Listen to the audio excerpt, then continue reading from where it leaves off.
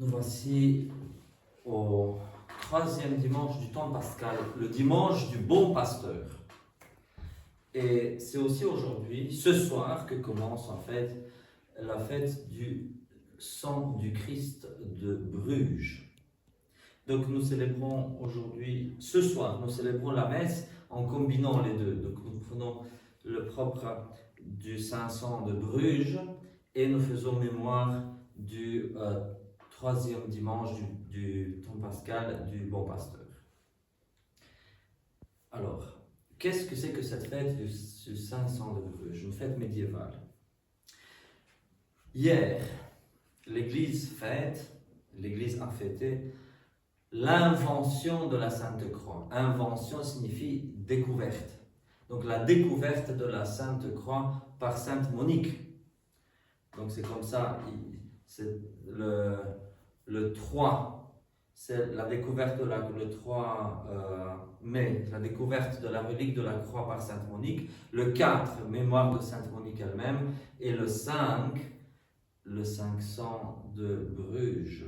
C'est pas parce que c'est le 5, mais parce que c'est le premier lundi après la fête de l'invention de la Sainte Croix. Et donc, qu'est-ce que ça veut dire? Donc, Sainte Monique, elle voulait trouver la croix du Christ. Donc, les chrétiens se sont retrouvés à Jérusalem. Donc, les chrétiens déjà sont sortis de la persécution et c'est à ce moment-là qu'ils ont pu partir en pèlerinage au lieu saint. Mais tout avait été dévasté en Terre Sainte. Donc, ce sont ces chrétiens qui sortent des catacombes qui commencent petit à petit à s'approprier les lieux saints. Et ils commencent à en faire des lieux de pèlerinage. Donc, Sainte Monique, qui est la mère de l'empereur Constantin, celui qui a donné aux chrétiens la liberté, Sainte Monique dit, on va trouver la croix du Christ sur le mont Calvaire. Alors, comme vous savez, probablement, contrairement à l'iconographie, on sait que Jésus, ce qu'il a porté sur le chemin de la croix, c'était une latte transversale, comme ça. Et il y avait 3 poteaux sur le calvaire, et donc tous les condamnés, donc il y a beaucoup de condamnés à mort qui ont été crucifiés, mais c'était toujours les mêmes poteaux qui servaient pour suspendre les condamnés. Donc il n'y a que la latte transversale qui était spécifique à chaque condamné, mais sinon les 3 poteaux étaient communs, puisqu'il y a beaucoup de condamnés qui étaient accrochés sur ces poteaux. Donc voilà qu'on trouve 3 poteaux. Effectivement. Mais déjà depuis longtemps, on avait arrêté de crucifier des gens là-bas, donc ces 3 poteaux se retrouvaient tombés à terre dans les décombres, etc. Donc on découvre les 3 gros poteaux. Et la question se pose, lequel des 3 est au milieu? Parce qu'on sait que Jésus était crucifié au milieu et les brigands des 2 côtés, mais comme tout était déjà mélangé, on s'est dit, mais quel est le poteau sur le poteau sur lequel le Christ a été crucifié? Alors pour savoir, on a pris des malades. On a fait toucher aux malades les 3 poteaux. Et il y a un malade qui a touché l'un des poteaux qui a été guéri, presque instantanément. Et alors on s'est dit, ça veut dire que c'est ce poteau-ci qui était la croix de Christ. Et c'est comme ça qu'on a identifié. Par la suite, on a coupé ce poteau en 5 morceaux pour les donner aux 5 patriarches. Et alors, après ça, ce qui s'est passé aussi, c'est qu'il y a des gens qui se sont mis à racler du sang coagulé qui se trouvait sur ces poteaux. On a commencé à racler ce sang coagulé, à le mettre dans des fioles, en disant c'est le sang du Christ. Et donc voilà qu'on distribue ces morceaux de la vraie croix. En général, les patriarches distribuent, ils font encore des petits morceaux, on distribue à leurs amis, et ainsi de suite. Il y a le dernier morceau de la vraie croix se trouve à Rome, dans l'église de la Sainte Croix à Jérusalem, qui a une anecdote particulière, dont je ne parlerai pas aujourd'hui. Et enfin, le seul morceau qui se retrouve encore maintenant intact, j'ai envie de dire, se trouve dans cette église à Rome. Parce que tous les autres patriarches avaient tellement morcelé ce qu'ils avaient reçu, et tout ça, que finalement, maintenant, on trouve des reliquaires avec un petit rien du tout de la vraie croix, mais voilà. Et le sang coagulé qu'on a raclé, c'était du sang mêlé, parce que c'était du sang de Jésus, mais de beaucoup d'autres condamnés, des dizaines de condamnés. Donc on ne sait pas si c'était vraiment ce qu'on a raclé, si c'était vraiment le sang du Christ, ou le sang de toutes sortes de gens qui ont été crucifiés sur ce poteau. On n'en sait rien. Mais il se fait que, plus tard, après la chute de l'Empire romain d'Orient, parce que l'Empire romain était coupé en deux, d'Occident et d'Orient, après la chute de l'Empire romain d'Orient, après ça, les musulmans arrivent en Terre Sainte, ils ont conquis la Terre Sainte, et puis voilà que les chrétiens d'Occident décident de reconquérir les lieux saints. Et on part en croisade pour faire ceci. Et voilà que l'une des personnes parties en croisade, dans la deuxième croisade, le comte Thierry, prend l'une de ces fioles dans lesquelles on trouvait le sang coagulé du Christ ou de quelqu'un d'autre, et il le rapporte en grande pompe à Bruges. Et donc, on va faire une chapelle, on va bâtir une chapelle, une vraie église. Qu'est-ce que je dis, une chapelle? On dit que c'est une chapelle, mais c'est une vraie église dans laquelle a été stockée cette relique du sang du Christ. Et d'après certains témoignages, jusqu'à une certaine époque, il paraît que ce sang coagulé retournait à l'état liquide une fois par an, et puis à nouveau. En tout cas, ça c'est ce qu'on dit. Mais, elle est intéressante, la naissance de cette fête. Elle apparaît précisément au moment où la papauté a mis la main sur l'Occident de façon injuste, j'ai envie de dire, en supprimant les prérogatives de l'épiscopat.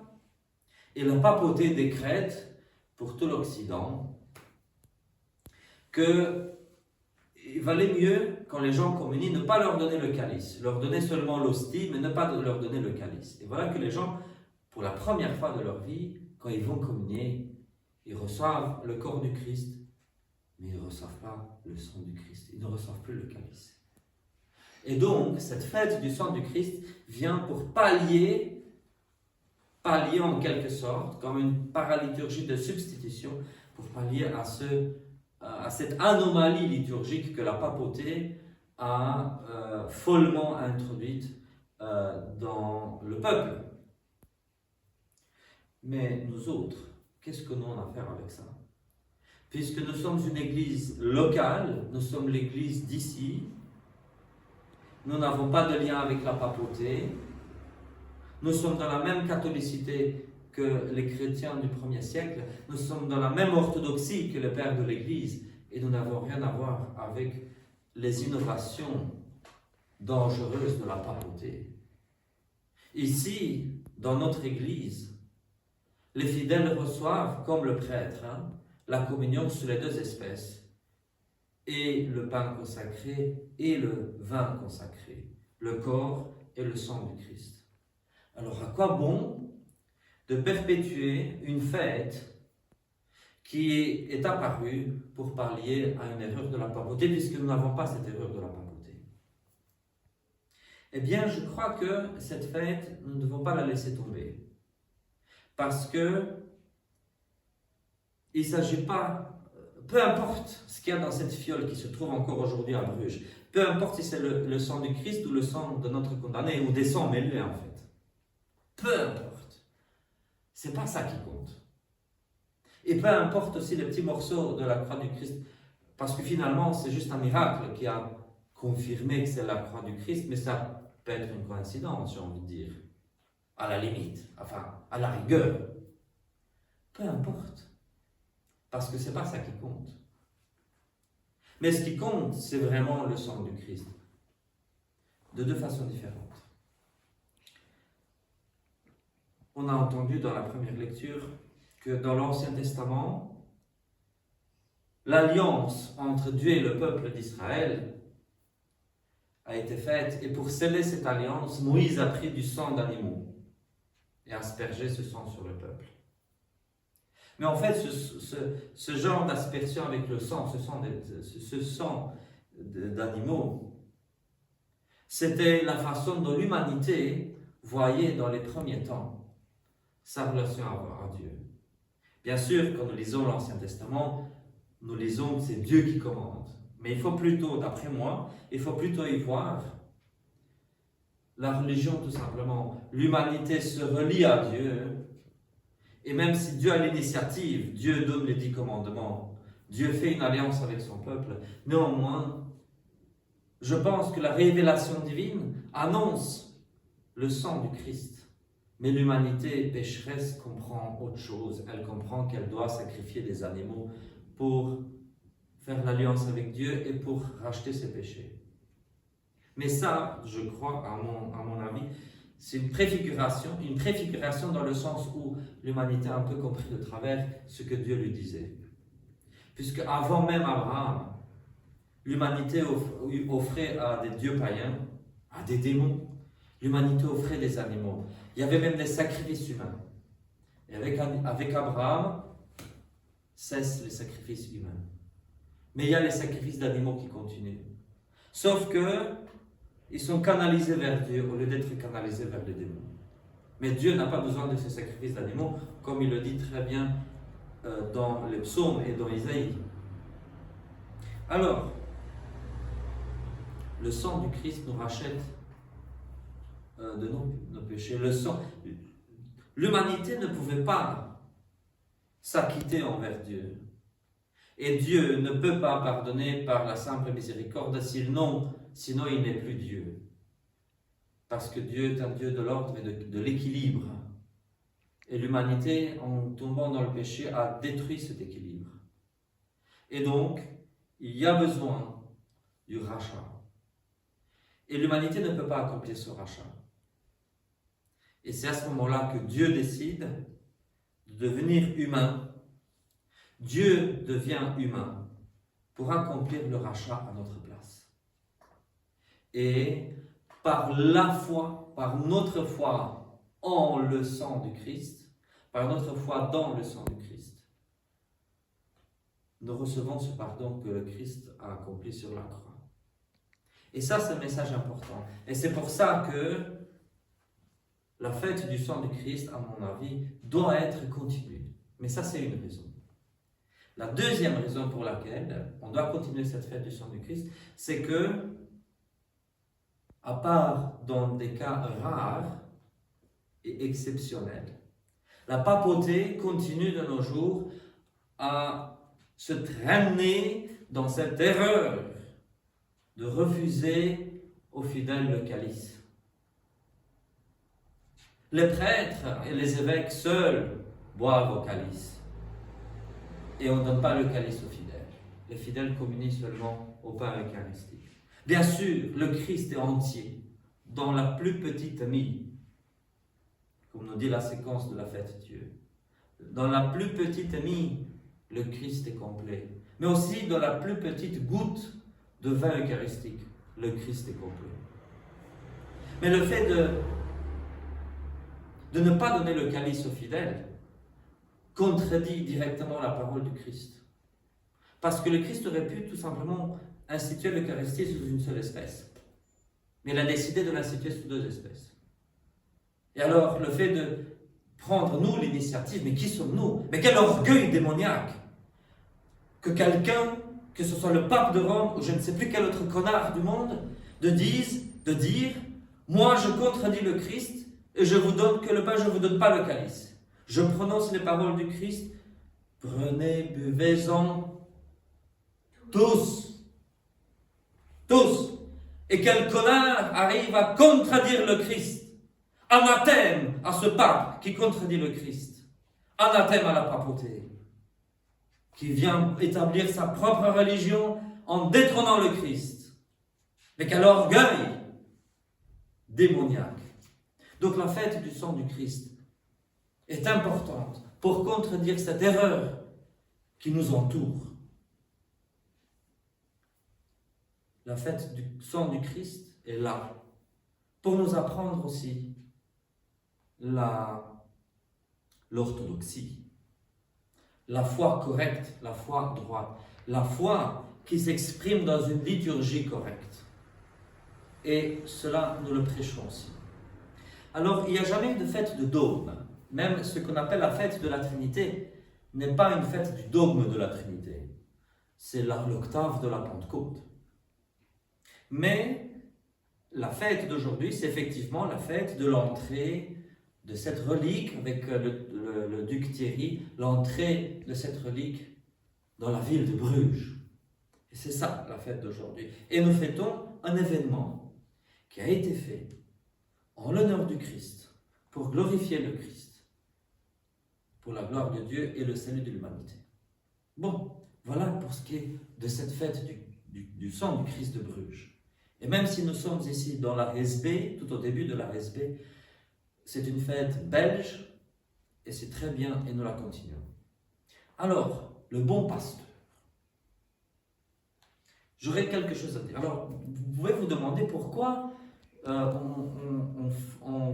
pourquoi le troisième dimanche du temps pascal, ou deuxième dimanche après Pâques, comme disent certains, pourquoi maintenant, en ce temps pascal, on fête le bon pasteur?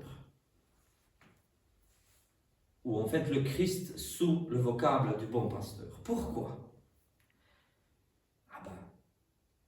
On a des icônes du Christ. Mais savez-vous quelle est la plus ancienne icône du Christ? Quelle est la plus ancienne représentation du Christ? Le bon pasteur. Bon pasteur, bien sûr. Le bon pasteur. Dans les catacombes à Rome, on trouve la peinture du bon pasteur dès le 1er siècle. C'est la toute première représentation du Christ. Ou peut-être la deuxième, étant donné qu'il y a un graffiti, non, je m'excuse, faute de grammaire, il y a des graffitis, un dessin, des graffitis, un dessin fait par un païen pour se moquer du Christ sur la croix, où le païen représentait un âne crucifié sur la croix. Ça, c'est peut-être la première représentation graphique du Christ, mais la deuxième, qui est iconographique, c'est-à-dire faite avec la dévotion du cœur du chrétien, donc qui n'est pas une moquerie, qui est une vraie icône, c'est le Christ en tant que bon pasteur. Et il y en a plusieurs. Et d'ailleurs, le Christ est un verbe, parce que nous le voyons avec une barbe et des cheveux longs, parce qu'on a un document écrit qui décrit comment était le Christ, mais ce n'est pas dans la Bible. Mais les premiers chrétiens à Rome ont représenté le Christ comme le bon pasteur. Et parfois même avec une crécelle à la main pour appeler les brebis. Et c'est très intéressant parce que le Christ, en tant que bon pasteur, donne sa vie pour les brebis. Et Pâques, c'est ça. C'est la mort et la résurrection du Christ. C'est la passion et la résurrection du Christ. C'est le Christ qui donne sa vie pour nous. Il faut se rappeler que les premiers chrétiens, les premiers siècles, siècle 1, 2, 3 et au début du 4e, n'avaient pas le vendredi saint comme nous l'avons aujourd'hui. À Pâques, la nuit de samedi à dimanche, ils fêtaient non seulement la résurrection, mais aussi la passion du Christ. C'était la Sainte Seine, la passion et la résurrection du Christ. Tout était fêté en une même nuit. Donc c'est pour ça que ici, le dimanche du bon pasteur prolonge un peu tout cela. C'est intéressant parce que il y a beaucoup de communautés nouvelles qui portent le titre du bon pasteur. Et ça m'a fait drôle. Un monastère relativement récent, vu que les fondateurs du monastère sont toujours vivants, à Tamise, porte le nom du bon pasteur. Une petite communauté à Journal en Ardennes porte le nom du bon pasteur. Une grande paroisse à Priche, au nord de la France, grande paroisse mais récente, porte le nom du bon pasteur. Et il y a beaucoup de communautés nouvelles qui portent le nom du bon pasteur. C'est drôle comment cet ancien vocable revient à la mode. Et pourquoi? Parce que nous aimons tous nous mettre dans la peau des brebis. Nous aimons tous voir le berger qui prend soin des brebis.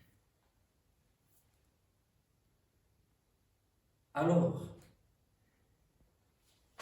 je pose la question. Est-ce que le Christ mange ses brebis? Non. C'est-à-dire que l'image du bon pasteur que le Christ nous donne n'est pas celle de l'exploitateur. En tout cas, pas de celui qui mange les brebis. Au contraire, dans une lecture d'Ézéchiel que nous avons lue il y a 24 heures, Dieu dans l'Ancien Testament dit que c'est lui le bon pasteur. Alors il dit deux choses en fait. Il dit, moi je suis le bon pasteur, et tous les autres sont des brigands. Et puis il dit, le vrai pasteur, c'est mon serviteur David, c'est-à-dire le Messie, parce que le David historique était déjà mort quand ces paroles ont été écrites. Donc, c'est Dieu qui dit, je suis le bon pasteur, et puis il dit, c'est David qui est le bon pasteur. Donc ça veut dire que Dieu et le Messie, c'est la même personne. Et alors, aussi, il dit aux pasteurs d'Israël, c'est-à-dire aux sacrificateurs et aux lévites de ce temps-là, il dit, vous mangez les brebis. C'est un reproche. Vous mangez les brebis. Et je les arracherai de votre main, dit Dieu. Donc Dieu n'a pas pu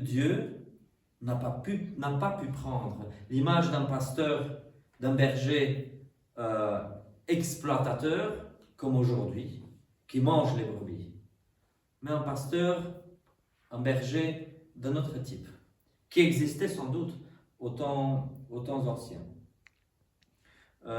On le sait pertinemment dans le livre de l'Ecclésiastique. Quand on voit l'image du pasteur dans l'Ecclésiastique, c'est un berger qui mange du lait, mais qui ne tue pas les brebis. Qui mange du lait, qui prend la laine, mais qui ne mange pas les brebis. Et c'est probablement ce genre de pasteur, ce genre de berger qu'il y avait encore au temps de Jésus. Bien sûr, je pense que personnellement, que l'humain n'a besoin ni aujourd'hui avec le progrès qu'on a, ni de la laine des brebis, ni du lait des brebis, mais je pense que le contrat, si on peut parler de ça, le contrat qui était fait avec les brebis à ce moment-là était quand même équitable, parce qu'une brebis qui se trouvait dans le parc d'un bon berger, au moins ne craignait pas d'être mangée par le loup. Et donc, même si ce berger-là prenait la laine, parce qu'effectivement les brebis, il faut les tondre au printemps, sinon elles vont s'asphyxier sous le poids de leur laine. Donc finalement, c'était leur faire du bien de les tondre au printemps.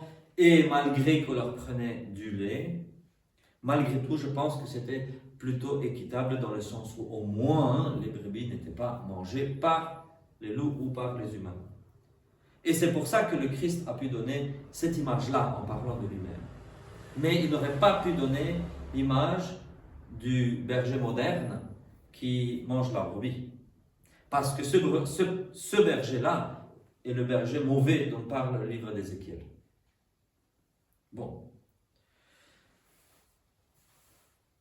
Alors, si Jésus est le berger, y a-t-il encore, si Jésus est le bon pasteur, est-ce qu'il y a encore d'autres pasteurs spirituels aujourd'hui? Et c'est mon dernier point pour ce soir.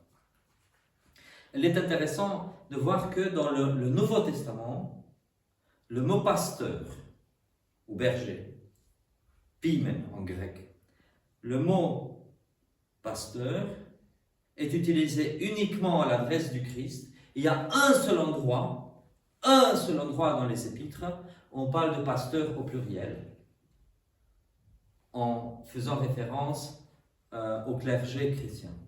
Il y a un seul endroit dans le Nouveau Testament. Quand nous voyons aujourd'hui la communauté protestante, elles ont à leur tête des soi-disant pasteurs. Alors je vais expliquer d'où ça vient et à quel point c'est légitime ou pas. Dans la première épître de Saint Pierre, le Christ est nommé aussi le pasteur et l'évêque de nos âmes. Autrement dit, le Christ est le vrai évêque et le vrai pasteur, le seul et l'unique. Mais nous avons un évêque. Et si nous appelons notre bien-aimé Geoffrey, ou Brian, ou Laurent, si nous les appelons avec le mot évêque, c'est parce qu'il préside en la personne du Christ. Parce que quand il préside l'Eucharistie, il la préside au nom du Christ.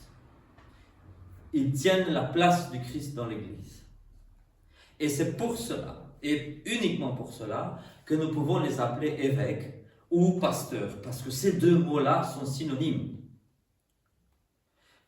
Moi, je ne suis pas pasteur au sens strict du terme, je suis un prêtre.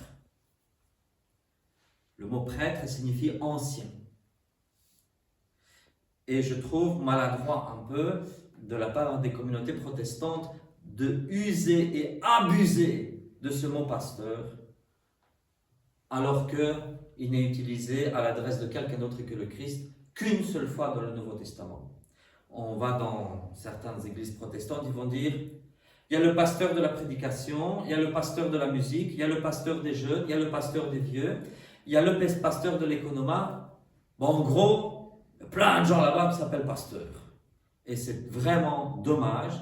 C'est finalement, c'est à enfreindre dans les 10 commandements la parole qui dit « Tu ne prendras pas en vain le nom du Seigneur ». C'est prendre ce nom du Seigneur, ce qualificatif du Christ, de pasteur, et l'utiliser à tort et à travers. Nous, je pense que nous faisons mieux, nous disons nous avons un évêque, c'est-à-dire égal pasteur, un seul évêque par diocèse, c'est parce que c'est lui qui tient la place du Christ quand il préside l'Eucharistie. Nous, prêtres, nous aussi nous le faisons aussi, mais par délégation de notre évêque. Il est important de prendre en compte tout cela, parce que de nos jours, il y a beaucoup de mauvais évêques, il y a beaucoup de mauvais prêtres. Et chaque fois, il faut les confronter et leur dire « Es-tu un vrai pasteur comme le Christ l'a demandé? Es-tu l'image du Christ? Es-tu l'image du bon pasteur? Ou bien utilises-tu les brebis pour ta propre gloire, pour ton propre intérêt ?» Je me réjouis de voir que dans notre communion anglicane, libre, internationale, nos prêtres et nos évêques ne reçoivent pas de salaire.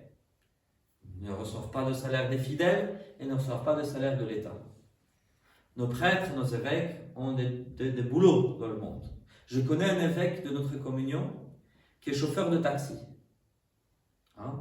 Ça ne veut pas dire qu'il n'a pas étudié la théologie. Si, il a fait des études de théologie, très bien. Et il est évêque et il est chauffeur de taxi. Monseigneur Brian, que vous connaissez, qui a été notre évêque aussi, il a été professeur dans sa vie. Maintenant, il est à la retraite.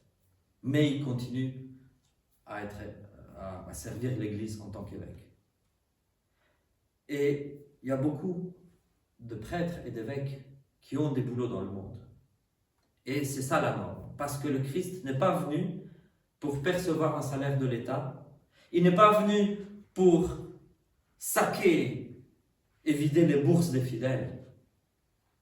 Il n'est pas venu pour se faire servir, mais il est venu pour lui-même servir. Amen. Amen.